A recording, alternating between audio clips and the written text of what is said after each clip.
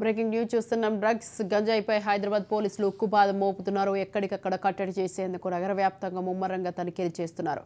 అనుమానం వచ్చిన చోట్ల అన్ని చోట్ల సోదాలు చేస్తున్నారు. నగర శివారులో వాహనాలను క్షుణ్ణంగా పరిశీలిస్తున్నారు.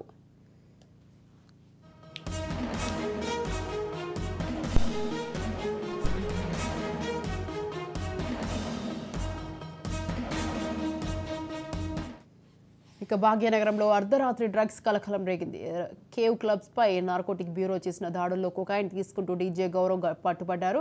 అంతేకాదు క్లబ్లో ఉన్న 55 మందికి టెస్టులు నిర్వహించడంతో సంచలన విషయం వెలుగులోకి వచ్చింది. 24 మంది గంజాయి సేవిస్తున్నట్లు గుర్తించారు. గోవా నుంచి సైకిడిక్ డ్రగ్స్ దిగుమతి చేసినట్లు అధికారులు నిర్ధారించారు. డ్రగ్స్ వినియోగదారులు డీజే గౌరవ్తో టచ్లో ఉన్నట్లు గుర్తించారు. డ్రగ్స్ కోసం వినియోగదారులు చాటింగ్లో కోడ్ లాంగ్వేజ్ ఉపయోగించినట్లు తేలింది. దీంతో క్లబ్ నిర్వాహకులపై కేసు నమోదు చేసి దర్యాప్తు చేస్తున్నారు. డ్రగ్స్ తరలించడంతో రఘుతేజ ఉన్నట్లు తెలుస్తోంది. ఇక రఘుతేజ పాత్రపై పోలీసులు అనుమానం వ్యక్తం చేస్తున్నారు. రేపు లేదా ఎల్లుండి రఘుతేజను విచారించే అవకాశం ఉంది. డీజే గౌరవ్తో ఉన్న ప్రముఖుల సంబంధాలపై విచారణ జరుపుతున్నారు.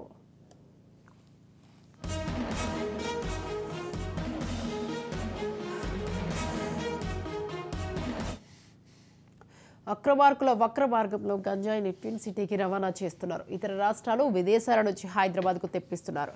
క్లబ్బులు, పబ్బులకు విక్రయాలు జరిపి సొమ్ము చేసుకుంటున్నారు.